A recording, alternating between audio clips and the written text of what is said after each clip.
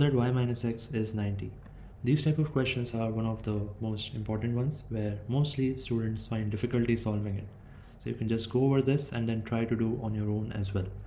Now mainly what we need to take care over here is, first draw a line BO that will be equal to radius only.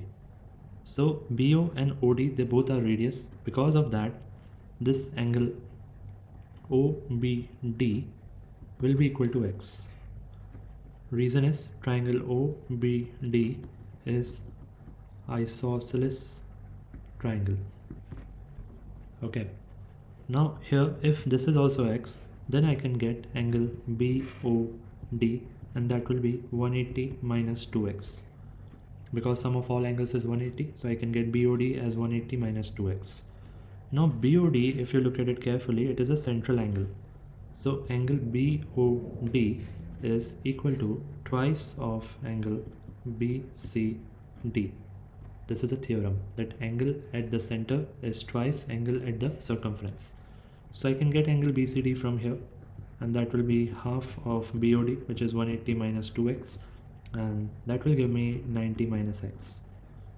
After that, we will look at the full cyclic quadrilateral, which is ABCD, and we will write that ABCD is a cyclic quadrilateral.